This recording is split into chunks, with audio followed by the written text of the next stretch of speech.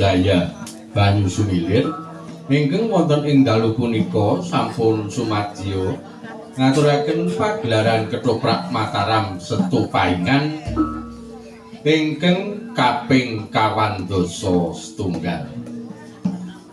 Wondene wonten ing dalu punika kanthi mendhet ira-iraan lembayung ing Gunung Kidul.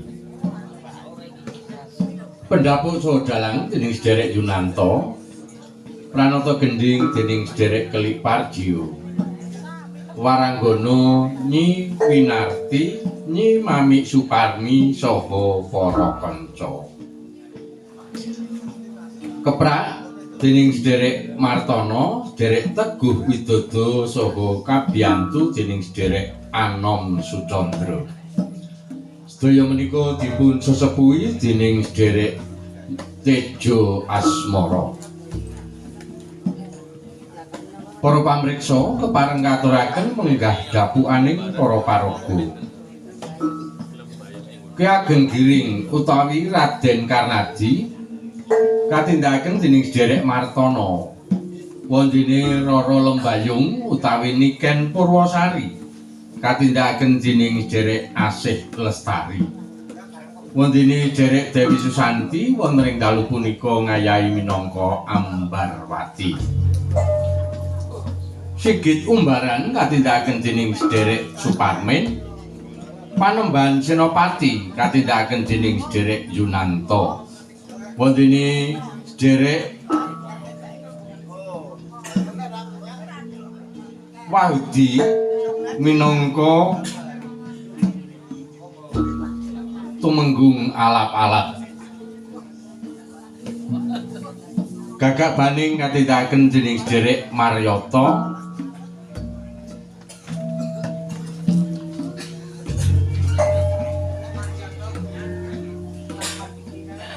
Wondene Sederek Ngadya Kecuk wonten ing dalu punika ngayahi minangka juru merentani.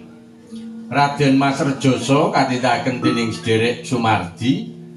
Raden Roro Sekar katindakaken dening Sederek Atik Tristiani. Singobarung katindakaken dening Sederek Supriyono. Suradikdaya katindakaken dening Sederek Ngadya. Kalawerdi katindakaken dening Sederek Suyatno. Lodaya katindakaken dening Sederek Maryoto. Demang Palian wonten dalu punika katindakaken dening Sederek Sujadi. Bebau katindakaken dening Sederek Teguh Widodo saha Sederek Sadya. Wondene Dagel katindakaken dening Sederek Budi Tlepong saha Anom Sucandra.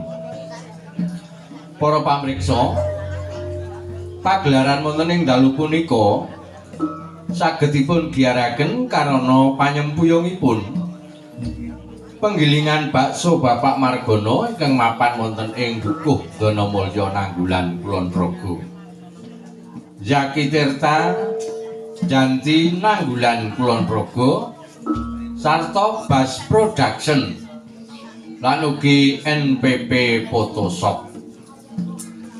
Sound System MG Audio sarta Sound Jaya Audio Sound System. Bengkel motor sarta mobil Bambing Bengkel. Catering Banyu Mili TKA Bandukuh ingkang mapan wonten ing Dukuh Krembangan Kulon Progo. Stone Art Production properti sarta dekorasi ingkang mapan wonten ing Kompleks Masjid Jami Kulon Progo.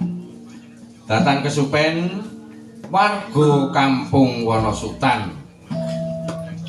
Lan ugi bengkel mobil Bahagia Motor Radalas Sukoponco Sentolo Kulon Progo lan ugi dipun sengkuyung karawitan Banyu Sumilir sarta Purwodenta. Para pamriksa, Saksuwuking gending pambuka menika ketoprak Mataram banyu sumilir ingkang mendhet lampan lembayung ing Gunung Kidul tumuli kawiwitan sugeng amriksani sumangga.